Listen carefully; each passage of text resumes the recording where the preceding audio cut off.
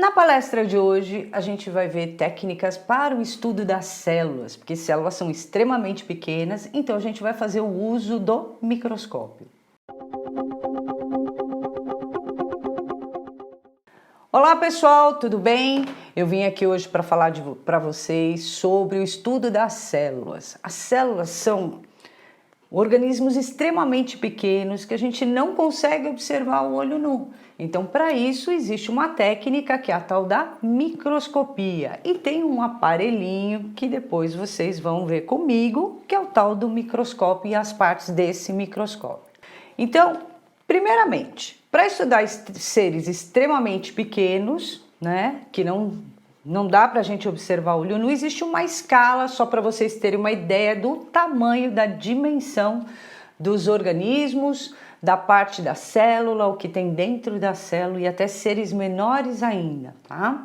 Então, nesse slide aqui, que eu vou mostrar para vocês das estruturas biológicas, quando a gente compara o ser humano com um animal, como por exemplo aqui eu estou falando do homem, e a gente compara com o mamute que está lá atrás, a gente observa que ele tem metros. Ali a gente mede em metros, mas a gente já consegue ver uma diferença entre o tamanho de um mamute e o homem. Agora, quando a gente sai do metro, vamos diminuindo, né? Vamos para milímetro. Só para vocês terem uma ideia, quando a gente fala em estruturas, né, de milímetros, eu vou comparar com um organismo biológico que é a pulga. Ela pode ter mais ou menos de 1 a 8 milímetros o tamanho dela, o comprimento dela. Quer dizer, comparado com o homem, ele é muito pequeno. Se eu pegar essa pulga e comparar, por exemplo, com a nossa pele, que contém as células, a gente já vai começar a perceber que são estruturas, as células, cada vez menores. E aí são as células. As células, elas estão na ordem de micrômetros. Então, para a gente ter uma ideia, micrômetro, é 10 a menos 4 metros. Então, eu peguei um exemplo aqui de uma hemácia que ela tem aproximadamente 9 micrômetros, ou seja, é muito pequenininho. Nós temos células maiores, e aí depende, lógico, de que parte do tecido a gente está falando, porque tem diferentes tipos de tecido.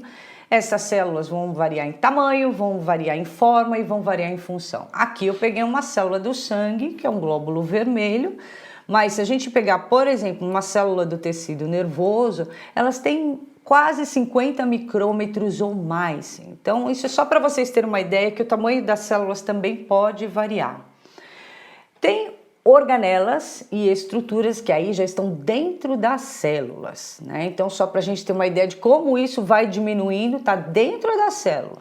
Nós temos uma organela conhecida como mitocôndria, tá aqui ela bonitinha, mitocôndria, e ela tem mais ou menos 1,5 micrômetro. Então, uma hemácia tem 9 micrômetros, a mitocôndria tem mais ou menos 1,5 micrômetro, tá? Então, já está dentro da célula. Existem organismos que são menores ainda do que as mitocôndrias, né? Então, por exemplo, 10 a menos 9 metros, e aí nós já estamos falando em nanômetros, né? Então, um exemplo são as bactérias, os vírus, e o vírus eu coloquei o exemplo aqui, né? Ele tem aproximadamente 25 nanômetros. Como as nossas células têm tamanhos variados, dependendo do tipo de vírus, também tem tamanho variado, inclusive as bactérias também têm tamanhos variados, mas de qualquer maneira, eles são seres extremamente diminutos, e aí é da ordem de nanômetros, ok? Em termos de evolução do microscópio, quando que surgiu, né, essa história do microscópio? Na verdade, a gente fala em microscopia, que é o estudo de dispositivos, como o microscópio, né, que são muito utilizados para visualizar seres ou estruturas muito, muito pequenas que são impossíveis de se observar a olho nu, ou olho pelado, né, como a gente costuma brincar. Mas, enfim, na época de 2000 a.C., mais ou menos, os chineses já começaram a elaborar algum equipamento para tentar observar estruturas extremamente pequenas. Era um instrumento bem rudimentar, onde tinha ali um tubo que era preenchido de água, e aí eles começaram em 2000 a.C. a querer investigar estruturas extremamente pequenas. E aí só lá pelo século XVI que Zacharias Janssen, né, ele começou já a elaborar um outro sistema, que eram 3 tubos, né, 3 tubos, e tinha ali uma lente bem rudimentar, que ele chamava de ocular, né, para apoiar o ocular, onde ele começou a observar esses seres extremamente pequenos. Existiam esses 3 pesquisadores que cada um no seu cantinho começou a tentar elaborar algo para enxergar esses seres extremamente pequenos. Então esse Leonwek aqui, que eu nem sei se eu estou pronunciando corretamente, mas ele já usou uma lente que aumentava até 300 vezes. Então ele já conseguiu observar, por exemplo, uma bactéria com aumento de 300 vezes. Aqui embaixo, ó, o Robert Hooke também no século XVII, ele já bolou um sistema um pouquinho mais elaborado, onde ele colocava mais lentes dentro deste tubo que a gente observa aqui. E ele foi estudar a cortiça, na época ele estudou a cortiça, e foi ele que determinou que, na verdade, as células são compartimentos, né? São pequenos compartimentos. E ele observou isso quando ele estudou a cortiça, quer dizer, ele conseguiu elaborar um microscópio, um sistema de lentes num tubo bem rudimentar, mas ele já conseguiu observar e já caracterizou célula. São pequenas unidades, tá? E aí é que é meio enrolado, mas quem efetivamente foi o descobridor do microscópio, porque ele nomeou microscópio, foi Galileu. Além de todas as descobertas dele, foi ele o inventor do microscópio. Ele pegou ideias do Leonwek, pegou ideias do Hooke, e aí, por isso que eu coloquei uma interrogação aqui, que não existe uma ordem cronológica bem exata aqui, né? Porque o microscópio de Galileu, ele pegou a ideia do microscópio de Hooke, né? Então, no final das contas, quem foi o inventor mesmo foi Galileu, tá bom? Mas enfim, esses microscópios, eles ficaram cada vez mais modernos e cada vez mais especializados em estudar diferentes estruturas, micro-organismos em diferentes técnicas que se utiliza. Hoje em dia, o microscópio óptico ele é utilizado por pesquisadores em laboratórios de pesquisa no mundo inteiro. Eles usam esse microscópio que a gente chama de microscópio óptico, que, por sinal, é esse exemplo que a gente tem aqui. Mas, dependendo do tipo de pesquisa ou de material biológico que se vai trabalhar, esses microscópios foram muito adaptados pelas indústrias, muito bem estudados, muito bem elaborados. Para quê? Para que um pesquisador possa tirar melhor proveito daquela amostra e analisar melhor os dados que ele tem. Fora pesquisadores, laboratórios de análises clínicas também se utilizam do microscópio óptico, né? E o interessante quando a gente fala em microscopia óptica é que a gente consegue aumentar o tamanho dos objetos em até 1000 vezes. E com 1000 vezes a gente já consegue observar as células. O que está dentro das células aí já fica mais difícil. Aí é um outro tipo de microscópio que a gente vai utilizar, mas aí é para enxergar coisas bem diminutas. Eu vou falar ainda hoje. Mas enfim, como eu estava falando para vocês, dependendo da amostra que se vai estudar, é um tipo de microscopia que a gente vai empregar. Então, por exemplo, aqui tem a microscopia de campo claro. É a mais rotineira, é o que a gente utiliza, é o que eu vou mostrar a partir do microscópio que eu vou apresentar para vocês. Então, essas observações mais rotineiras de um material que deve estar corado, a gente chama de microscopia de campo claro. Existe a microscopia de campo escuro. Esse tipo de microscopia, o material também é pequeno, normalmente é transparente ou a fresco, então ele não é utilizado um corante, nem precisa utilizar corante. Para isso a gente usa essa técnica de microscopia de campo escuro. Eu gosto muito da microscopia de contraste de fase, que é o que está aqui embaixo. O material pode estar corado ou não, mas o que é mais interessante, Quando a gente pega umas células, existem umas regiões que ficam mais densamente marcadas, porque tem mais proteínas, tem mais organelas, mas ela fica um pouquinho mais densa, mais escura. Então, o que acontece quando tem áreas mais escuras e áreas mais claras? Elas dão a impressão de nível, dão uma aparência bidimensional. A gente pode aplicar essa microscopia de contraste de fase nesse próprio microscópio óptico, só mudando e regulando o microscópio. Mas aí, quando ele destaca as regiões mais escuras, porque a luz não vai atravessar, o que acontece? Essa região mais escura forma uma sombra. Então, dá essa impressão de nível e você tem, quando se faz uma foto, que é um objeto bidimensional, ele não fica num plano só, ele fica super bonito, ele fica meio que levantadinho, tudo por conta do quê? Desse destaque maior nas áreas mais escuras. Existe a microscopia de polarização, que possui 2 filtros ou polarizadores que vão modificar a luz, sendo eficientes para observação de amostras birrefringentes, ou seja, que possuem dupla refração, ok? Tem mais tipo de microscopia. Então, microscopia de fluorescência. Essa também pode ser empregada utilizando um microscópio óptico normal, mas ele tem que vir acoplado de lâmpadas para detecção de fluoróforos. Então, nós podemos utilizar corantes, né? Na verdade, são marcadores fluorescentes que emitem luz. Então a gente tem fluoróforo vermelho, verde, azul, e a gente pode marcar alguma parte da célula, e uma vez que esse fluoróforo marca essa parte da célula, quando a gente vai observar nesse microscópio de fluorescência, ele vai emitir um comprimento de onda. Resumindo, a sua amostra fica colorida, fica linda demais. O único problema de usar microscopia de fluorescência é que esse fluoróforo, ele vai pouco a pouco, com o tempo, com a exposição de luz, esse fluoróforo vai esvanecendo e aí desaparece e você perde essa amostra. Então não é uma amostra permanente que você vai ter. Normalmente a gente acaba descartando. A microscopia invertida, muito utilizada por pesquisadores que trabalham com cultura de células. Então as células estão ali num meio rico em nutrientes, crescendo, você não pode pôr a mão, não pode contaminar.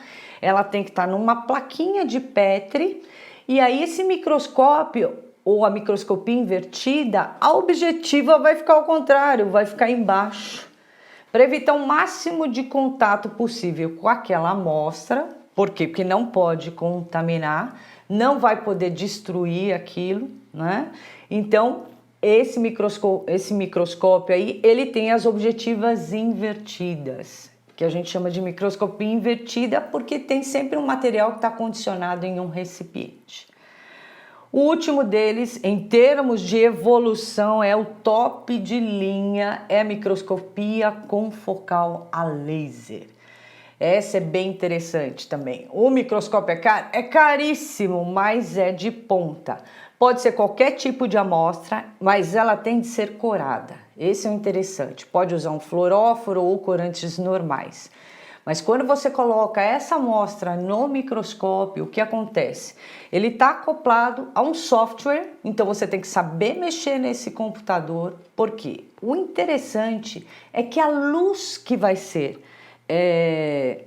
passada naquele teu material biológico é laser, não é a lâmpada normal de um microscópio óptico. Ele é um feixe de laser e você seleciona no software qual é a espessura que você quer que ele escaneie.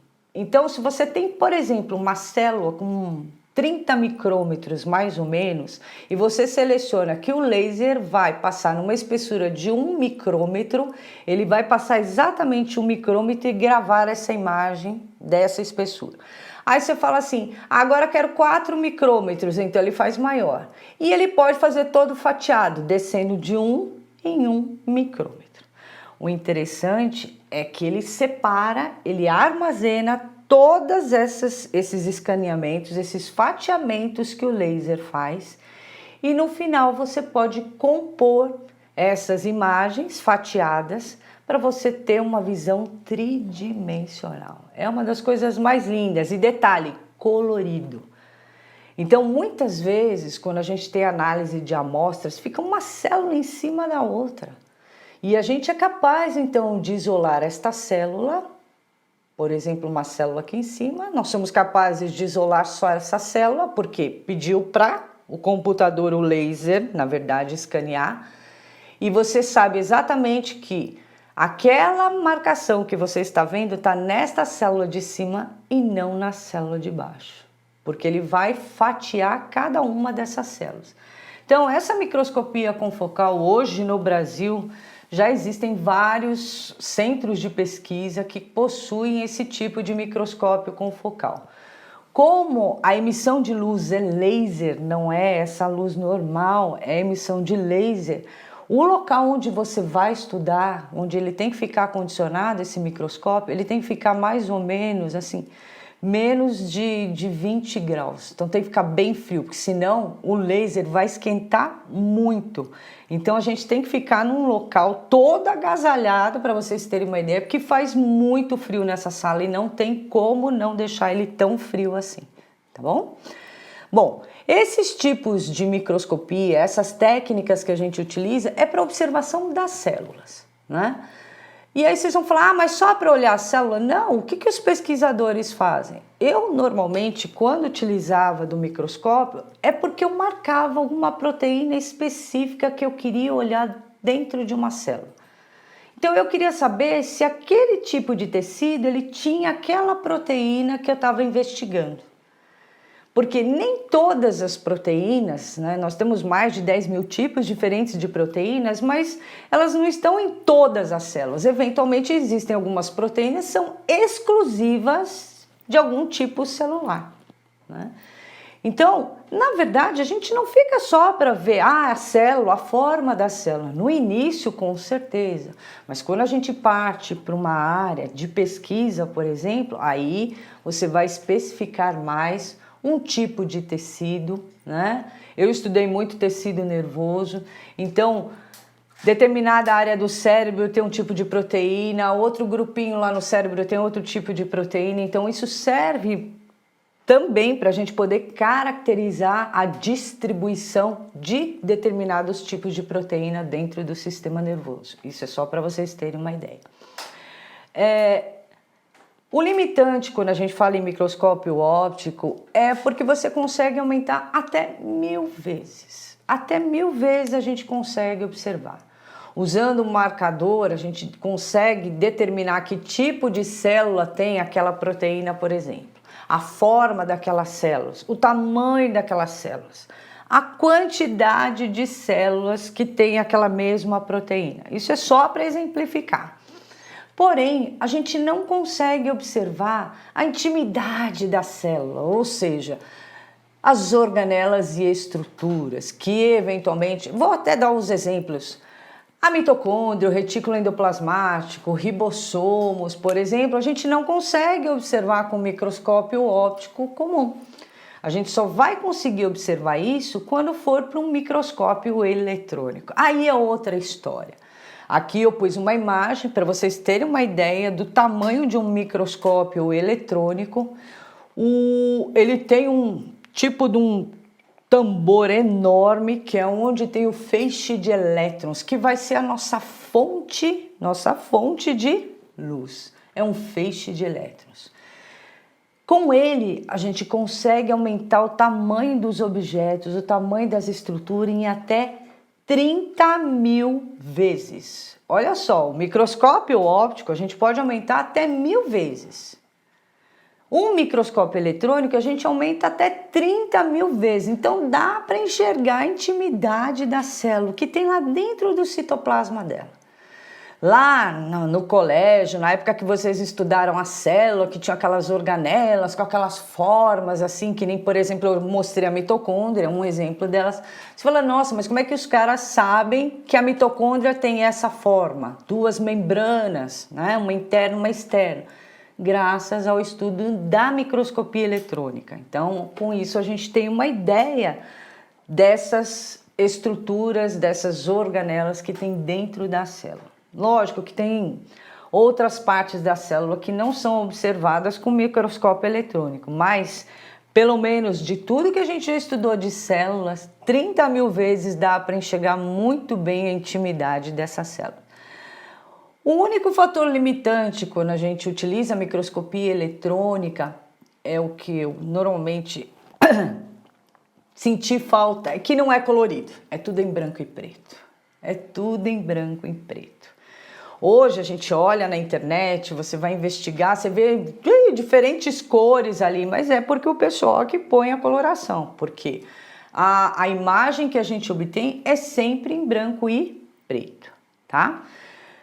Uma utilidade para essa microscopia eletrônica, além de enxergar essas estruturas e organelas que tem dentro da célula, é também estudar a forma de seres extremamente pequenos, mas com uma riqueza de detalhes. E aí eu coloquei duas imagens aqui, a de cima é a da bactéria, isso para a gente ter uma ideia, essa Escherichia coli, é a E. coli, famosa E. coli, que vive ali eventualmente no nosso intestino, na nossa flora intestinal. Aí a gente vê a forma da bactéria de maneira tridimensional. Então ela tem muita riqueza de detalhes. Para vocês terem uma ideia, aqui embaixo eu estou mostrando para vocês um ácaro tridimensional. Isso aqui não é uma figura de filme científico, não, isso é utilizando o microscópio eletrônico, né, de varredura, que a gente consegue observar todos os detalhes desse ácaro. É bem nojentinho, né? Mas tem uns pelinhos aqui, ó, mesmo na patinha dele, tem uns pelinhos aqui, então é de uma riqueza de detalhes e ele consegue captar de maneira tridimensional. Então, esses são dois tipos de microscópio, né? O microscópio óptico, o microscópio eletrônico. O que eu vou estar mostrando para vocês hoje aqui é o microscópio óptico e as partes que compõem esse microscópio. O microscópio eletrônico já fica mais difícil, porque esse tipo de microscópio ele é muito grande, não dá para ficar transportando para lá e para cá, e ele é muito específico, principalmente para pesquisa, né? Para os trabalhos rotineiros de laboratório de pesquisa ou para o laboratório de análises clínicas, o mais utilizado é o microscópio óptico. E antes da gente ver essas células, esse mundo tão fantástico que é o estudo das células, primeiramente a gente tem que ver quais são as partes de um microscópio. Então aqui eu deixei a imagem, mas a gente vai apresentar para vocês essas partes do microscópio. Lembrando, existem diferentes marcas de microscópio, existem diferentes formatos e fora tudo que hoje em dia essa indústria é capaz de proporcionar para os pesquisadores ou para um laboratorista, equipamentos como, por exemplo, tem microscópios onde você pode acoplar uma máquina fotográfica. Existem microscópios que você consegue não só você observar, mas uma pessoa que está do lado. Então ele tem uma extensão para uma pessoa que está do lado poder também observar o mesmo material que você está observando. E existem outros detalhes que eles enriqueceram os microscópios, mas aí depende qual é o objetivo do seu trabalho, tá? Posteriormente eu vou lançar mais palestras para vocês, não só para ensinar como preparar um material biológico, mas também como utilizar esse microscópio. Só que antes da gente utilizar, eu preciso mostrar para vocês quais são as partes dele. Porque quando a gente vai trabalhar com focalização no microscópio, não é um bicho de 7 cabeças.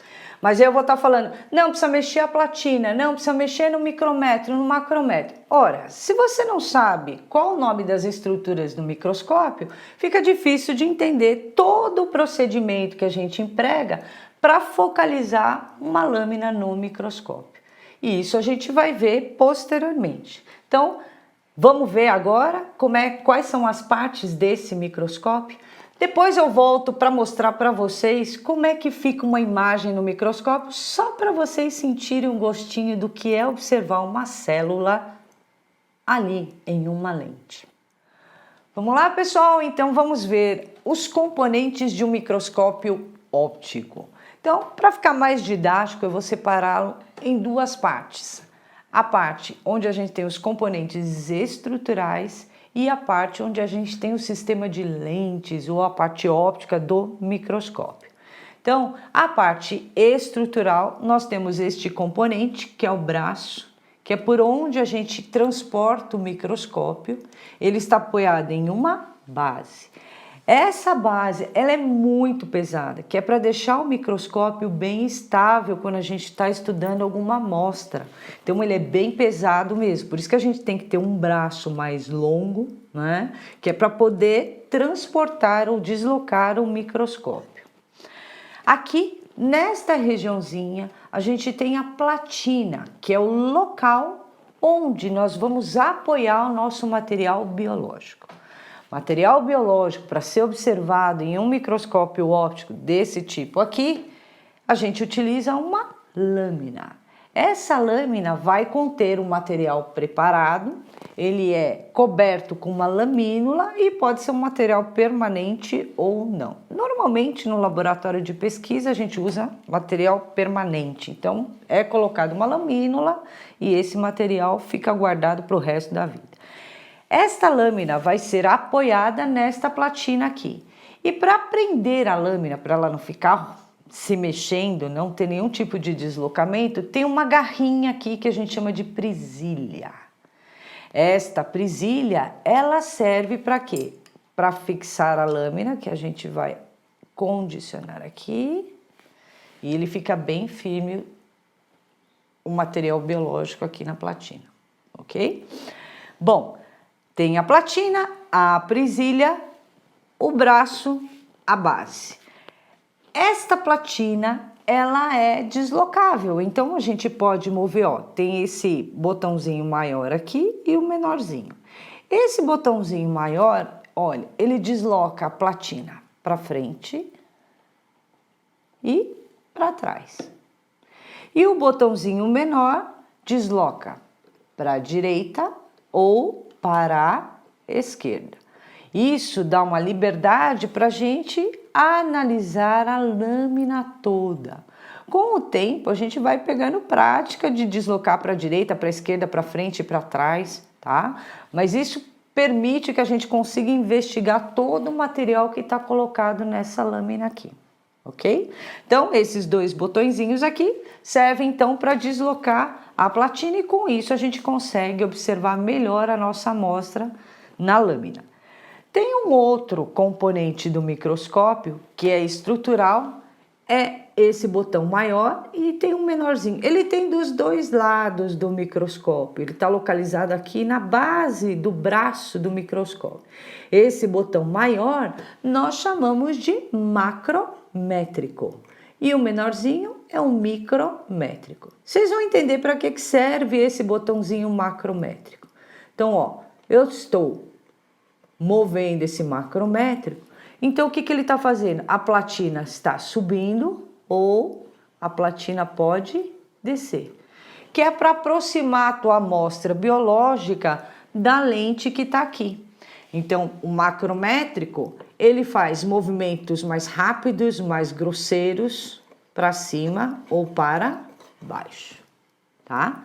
O micrométrico já é um botãozinho de ajuste mais fino, mais delicado, não é tão visível o deslocamento para cima e para baixo.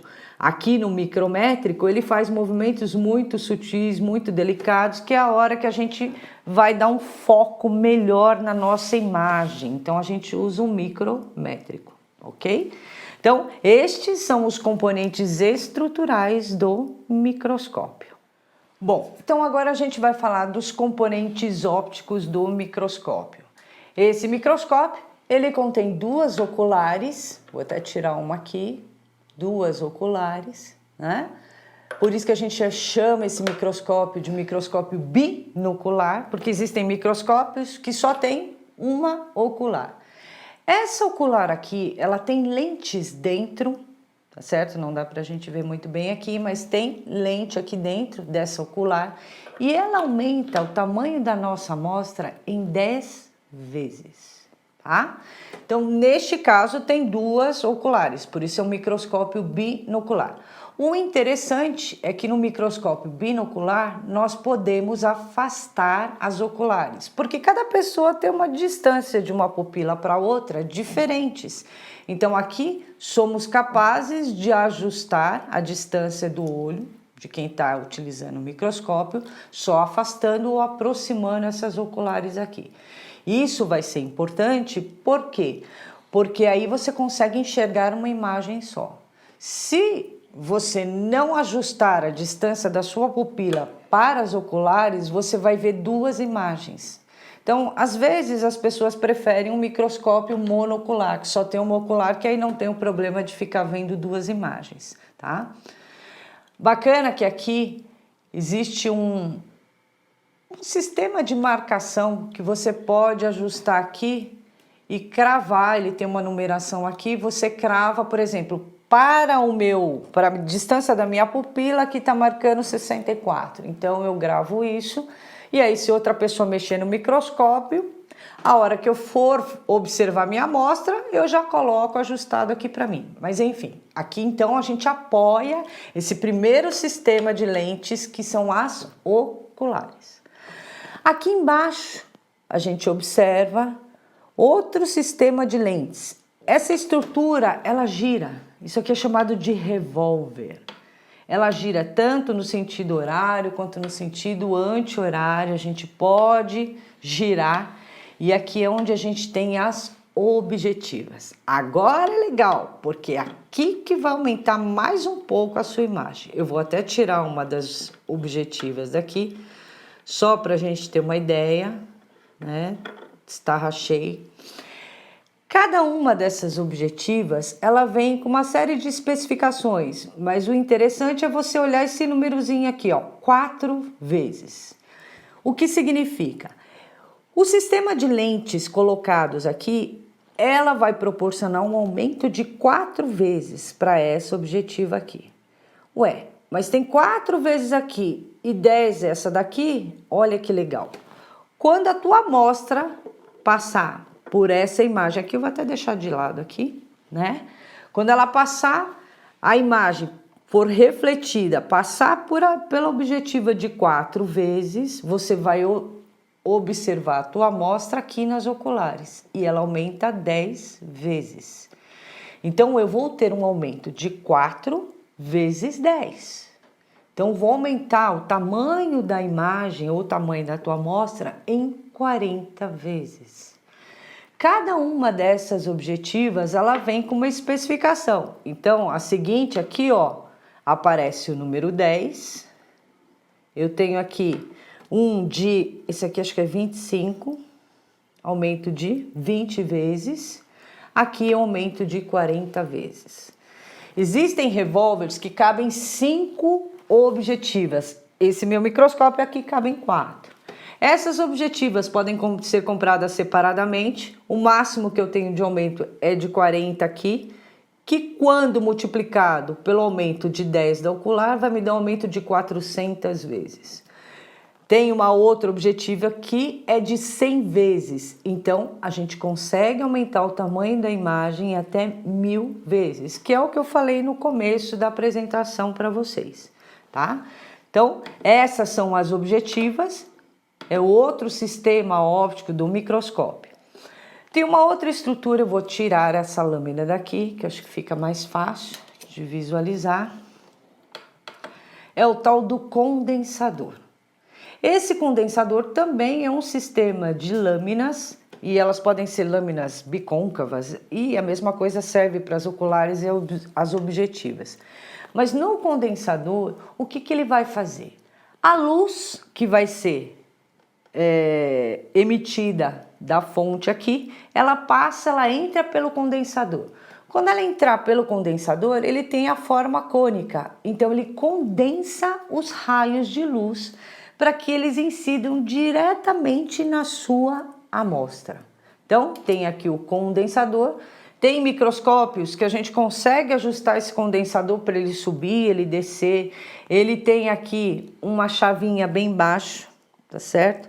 que você pode abrir mais o diafragma para entrar mais luz ou fechar, tá certo? O diafragma para passar menos luz. Mas é um componente óptico muito importante do microscópio.